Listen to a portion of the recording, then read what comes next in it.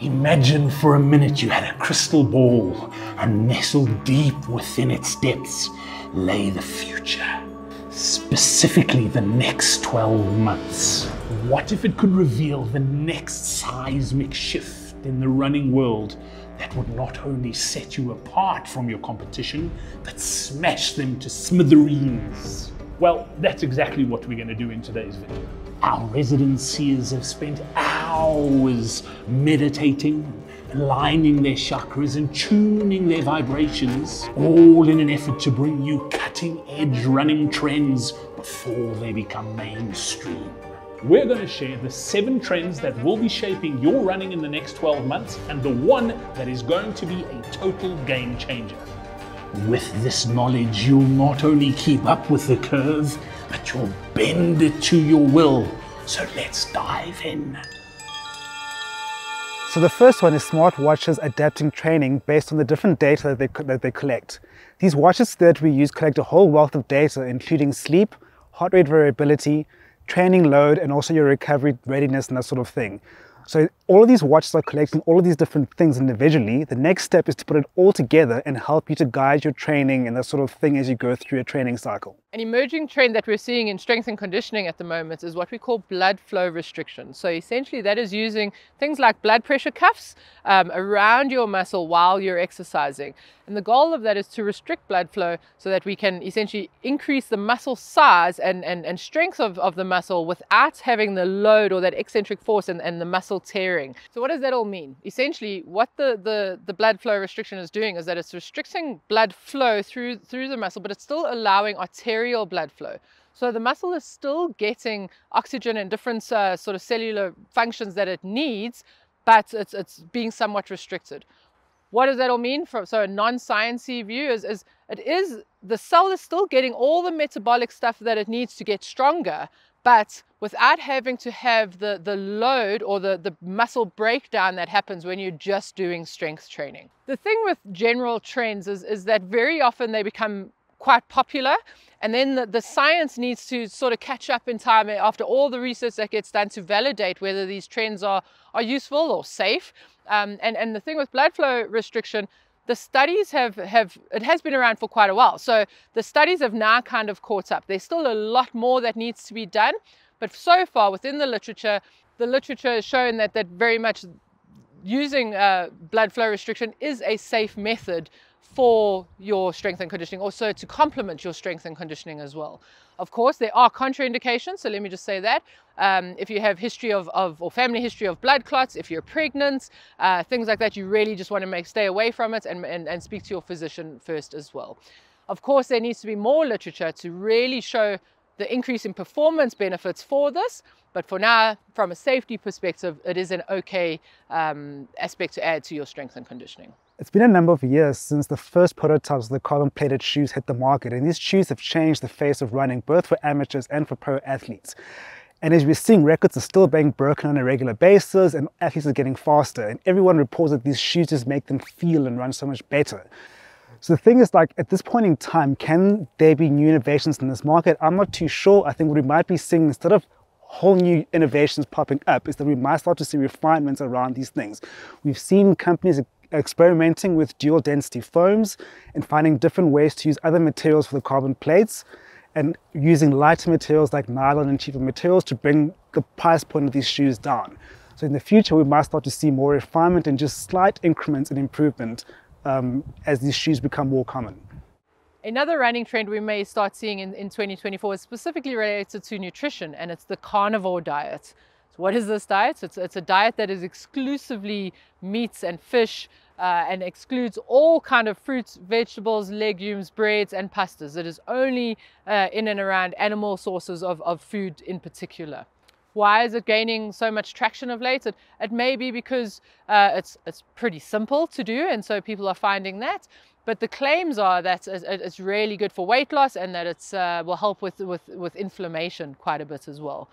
Whether those claims are true or not is yet to be determined in the science. There's not a lot of research with this in the science, and that's problematic. A, because It's not telling us whether it's effective or not, but it's also not really giving us an idea of the risks versus benefit ratio that by following this diet. The reason why it might be effective for weight loss is probably because you're going into a calorie deficit with this diet. Because you're consuming so many proteins, you've got a feeling of being full throughout the day, and so your calorie intake versus output is finding yourself in a negative balance, and that's most likely why you are finding that you are losing weight.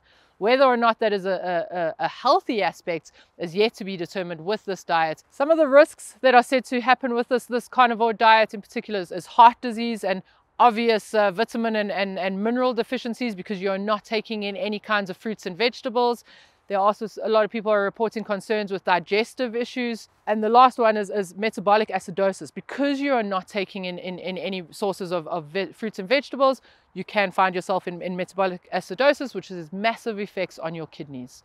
Those people who have conditions like diabetes or already have heart disease are really warned against following a diet like this, especially also other groups such as being pregnant are warned against these diets, because we just do not understand the risks that come with following a diet like this yet at all. The next trend that we see coming in 2024 is refillable flasks for your gels when out on a run. The nice thing about these reusable flasks is it saves you from having to have lots of gels dotted around your body when you're having to carry them on marathons or ultras. And it does have measurements, so you can fill them up and you can know exactly how much gel you're taking in still. So you can still get to grips with your nutrition and make sure that you are addressing your nutrition when you need to at your time intervals that you've already pre-prescribed as you're running a marathon. Another trend we expect to see in 2024 is the FatMax test. Now, what is FatMax? It does sound a little bit odd. FatMax itself has actually been around for quite some time. It is, however, becoming a little bit more trendy in your recreational athlete trying to figure out new ways of burning fat as optimally as they possibly can. Everyone's out there trying to lose weight, trying to lose fat max, and trying to see how best to do it. In history, it's often been referred to as a fat burning zone, or a particular intensity of training, or a percentage of maximum that you should be focusing on in order to burn fat. That, however, is not true, as it's not a one size fits all. Fat max is very specific to the individual. A fat max test is a lab-based test that's been developed to really try and optimize an individual's fat burning intensity rather. So it's about a 20 to 45 minute test, depending obviously on the trainability and the level of the athlete being tested. But it's a lab-based test done on a treadmill with a portable gas analyzer, so a mask, a machine on you that's typically used in VO2 max testing. You may have seen it around. So the actual protocol of the test is really starting at a very low intensity. So if you're on a treadmill at almost a walking pace, and every 3 minutes increasing the speed of the treadmill, so we're increasing your intensity. Now with the gas analyzer, what is being looked at in the human physiology is your oxygen utilization versus your carbon dioxide production. And there is a ratio between the two that indicates what substrate or what fuel you are making use of most at a certain intensity. So if we dive into the numbers just a little bit, if we're talking about a 0.7 to 1 ratio, we're talking there about fat being your primary fuel source. So that is all you are utilizing as your fuel, as your energy. That's usually happening at a really low intensity. If we're talking of a 0.7 to 1 to 1, so that's between 0.7 and 1 to 1 ratio, that is us using a combination of carbohydrates and fats.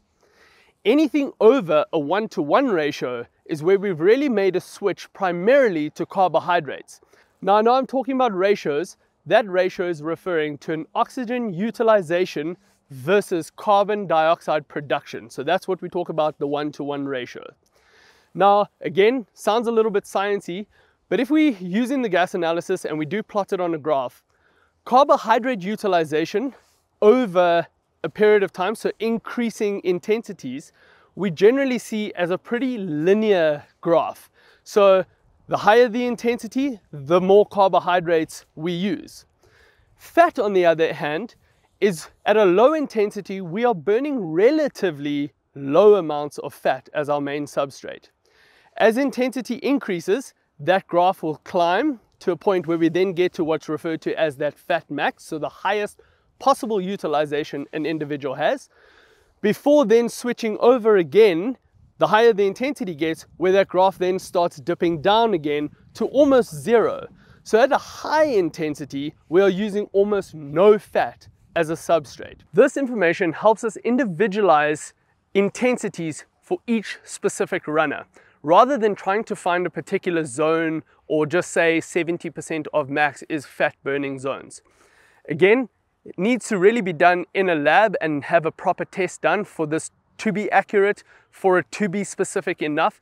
But I cannot stress enough, this is not a one size fits all. There's no such thing as everyone taking a blanket approach of the fat burning zone.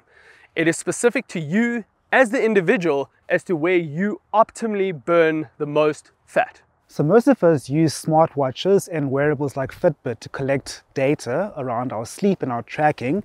But these things are quite bulky, they're very uncomfortable, and I know for myself, I don't like wearing my watch to sleep. So how do you get around this? There's a new trend now of smart rings. These are literally rings that you wear on your finger, and the biggest name in the ring space right now is a company called Oura, and they're Oura rings.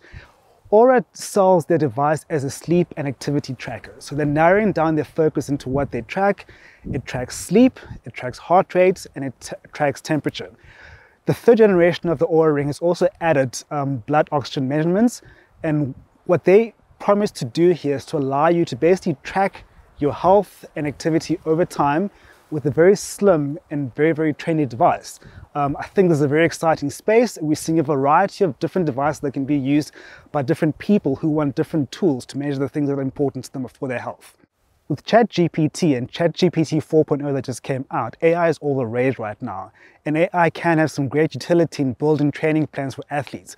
But even more exciting for me is that with our watches and our devices that have all of this data, AI can be using all of that data to further personalize a training plan for you. So you could actually see a program that adapts to you as you train, as you sleep, as you're struggling. It can change your training on a daily basis based on how you're feeling. And this is something we can look forward to in 2024. AI coaches sound great, but will they replace a human being when it comes to helping you become a better runner? Well, in this video right here, we'll show you the 3 things that an AI running coach will struggle to do, and the one thing that it actually does quite well.